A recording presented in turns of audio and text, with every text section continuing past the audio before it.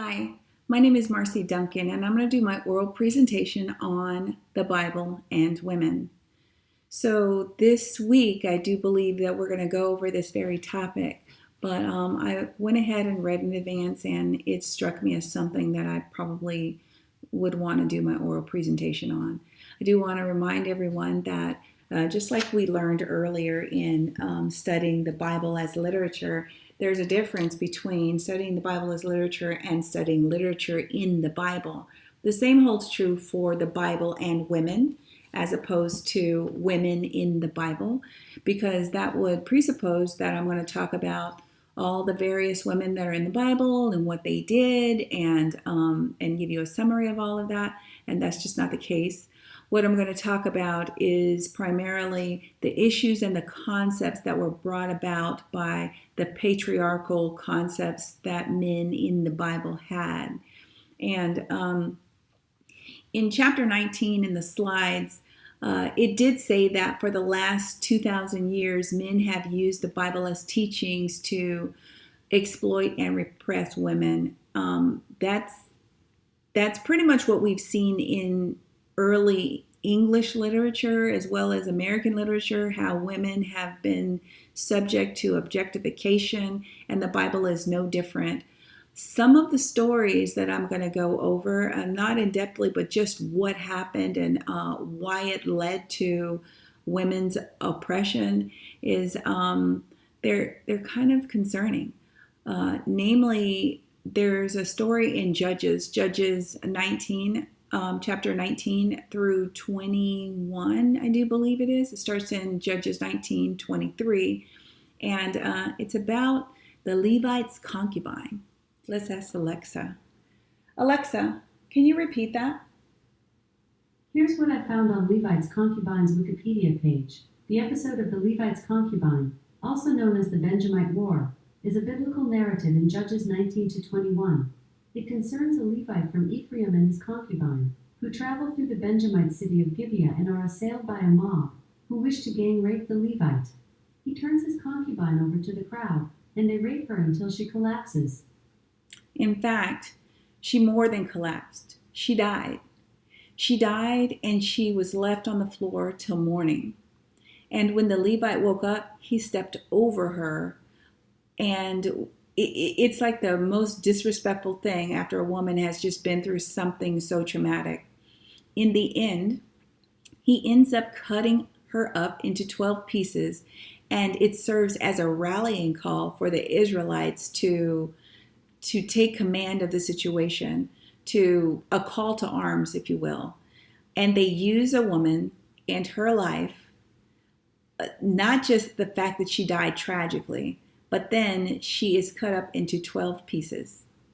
So that just goes to show you what kind of situation we're dealing with. What is the perspective of men when it comes to women, concubine or not? I do want to read to you from the Bible as literature. It says that no other biblical narrative has played such a profound role in defining normative roles for women, and that's on page 347. So based on the social patriarchal interpretations of the Bible, Eve passing that fruit is how women inherited the title of deceitful. That leads us to the next story. The next story I want to talk to you about is Adam and Eve, because Eve is the mother of how all of this started, because she took a bite of that forbidden fruit, and then she passed it off to her husband that was with her in the garden, and he did partake. But Eve is blamed and is coined as the deceitful one, the sexual one, who cajoled her husband into taking the forbidden fruit that kicked man out of paradise, and now his eyes are opened, and now he knows the difference between good and evil. So why didn't Adam stop Eve from being deceived by the snake? One may never know. But what we do know is that Now, women are looked upon in the Bible and in the ancient world as sexual beings, as beings that will deceive men, and they need to be controlled. So, on to the next story. Let's talk about the book of Susanna. So, Susanna was one of our assignments that we read, and her book is in the Apocrypha. And it's like the Harvey Weinstein of the ancient world, because here this young lady is minding her business, bathing, regardless of what she's wearing or what she's not wearing, should not mean that she should be subject to the advances or the unwanted advances of men. And these elders, these judges who decided to lust after her and try to make her have sex with them, and if she doesn't, they're going to tell the world a lie that would ruin her reputation and get her killed. Well, they did it. She decided to take a stand for herself, and she did not give in to their desires. She knew that if she made the decision to betray her faith, then it would mean her soul. So she chose to deal with the men instead. The whole thing about this is that she couldn't catch a break. Like, there's been many cases of women being powerless before men and being guilty until proven innocent.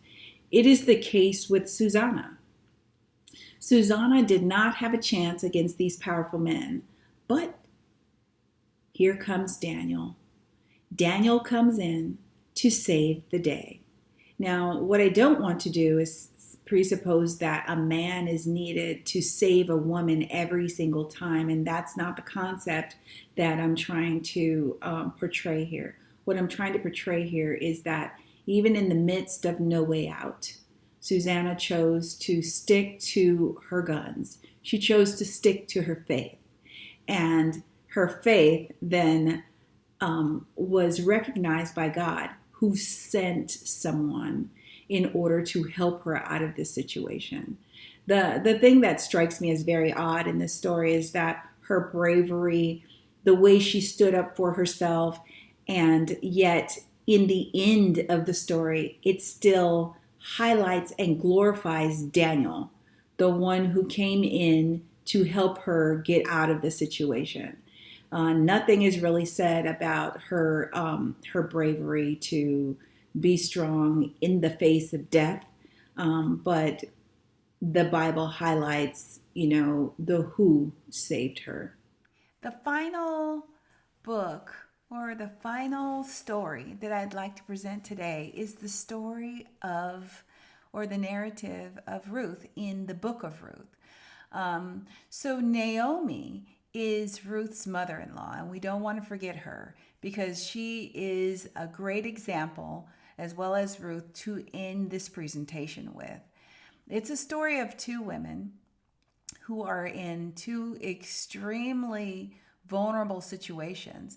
Naomi is a widow, and widows, of course, are powerless. They don't have the right to own land or title land. They have to have a man that comes along and assumes the title so that the name can carry on of her deceased husband.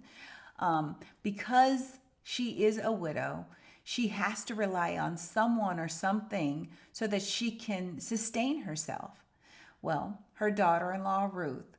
Ruth is an example of love.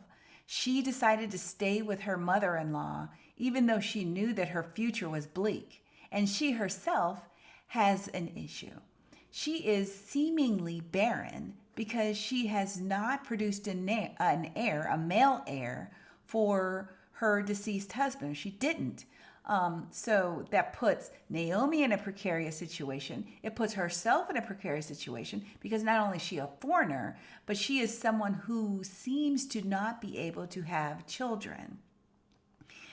Both of these situations are situations that are related to women and women alone. The widow not having a husband, the wife who is barren and can't have any children, and not producing an heir is not acceptable because you can be substituted. That is why a lot of men in the biblical times went and got a second wife so that they could produce an heir. For example, Sarah and Abraham. So, but back to Naomi and Ruth. So Ruth is now a breadwinner. She has to go off and she kind of reverses the roles of what women do in biblical times. And now she's the one who goes to the fields in order to be able to support and sustain her mother-in-law. Her faithfulness, as well as her cunningness, and her mother-in-law's advice, although she didn't take it literally, but she did go and try to secure a future for herself. They took initiative. They took advantage of the situation, and Ruth went to Boaz to propose marriage, something that was just unheard of during this time. So imagine Ruth's risk taking, her entrepreneurialism, if that's a true word, just her fight and her strength and her will to survive and her faithfulness to her God and to her mother-in-law all helped her to defeat what man tried to use to keep her down. So it's funny that these two women, one barren, one widow, who were supposed to be, by all intents and purposes, down for the count, rose to the top because of the same type of characteristic that was meant to keep them mute and meant to have them fade into the background. They rose to the top. And that concludes my brief women and the Bible and how the concepts and the perceptions of the interpretations, I should say, of the Bible have led to women being objectified, women being muted, women being forgotten, women being just overpowered and subject to servitude. But like Ruth and Naomi, plenty of women use those same type of qualities, if you will, to rise to the top, as we continue to do today. Thank you for listening.